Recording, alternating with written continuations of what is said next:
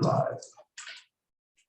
We are back in session, having adjourned our executive session on cybersecurity and redundancy issues. We are now we're going to talk just for a few moments about agenda planning. We should have another meeting scheduled probably, I would say, mid-October, and then one either at the end of October or the beginning of November to continue our issues through for the next session.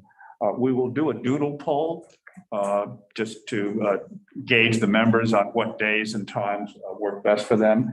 This time that we're using right now, which is like something like a 9 to 12 or a 1 to 4, is that any preferences for morning or afternoon for any? I'm free either, doesn't matter. Okay. Afternoons are easier for me. Okay.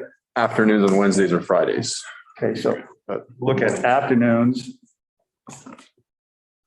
and Wednesdays and Fridays. And then I'll check with Senator Pearson and Representative Sibilia to see if there are any constraints that they might have as well. And then we'll ask Mike to put out a doodle poll with those general time frames.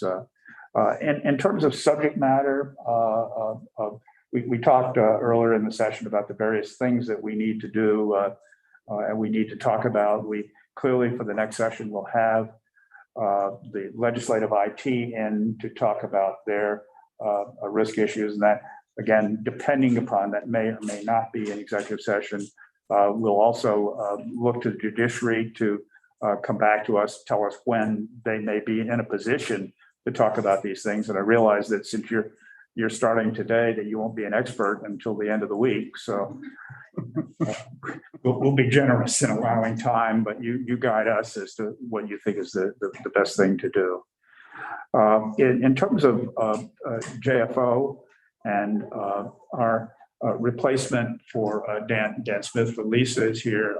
I spoke with her yesterday about a couple of issues that I wanted to get some input on from their perspective.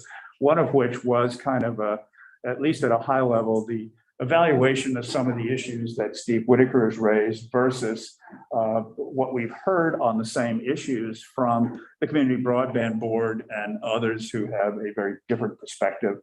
And at least in terms of helping guide us, at least just at a very high level, not going into infinitesimal detail, having some input from our JFO expert on these areas, I thought could be helpful to us. And then lastly, I asked her to take a look at the Department of Labor issue as to whether or not Department of Labor's claims that it would be virtually impossible because of the high degree of risk to the system to do some of the things that have been raised as far as implementing changes to the system that would allow the supplemental benefit to be paid based on the technology that we now have, to just take a look at independently whether or not that claim appears to be reasonable. I thought it would be helpful just to have an independent view of that to help guide us.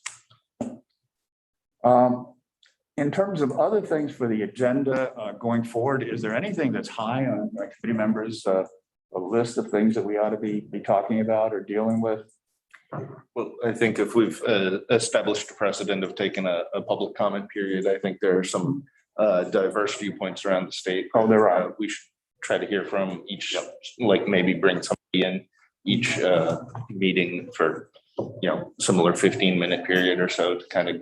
And I know Representative Sibilia has some folks that she's mentioned that might be interested in speaking with us, and I think I've got a couple as well. So we'll take that into account perhaps as far as some. I would like to have a brief overview from ADS regarding our $66 million that we appropriated for various IT projects, just a progress report of where they are on those 12, 13 projects they were. Okay. Anything else that anyone has in mind? Okay. Well, we that I think have completed our work for today, and I'm happy to have a motion to adjourn. Sure. So moved.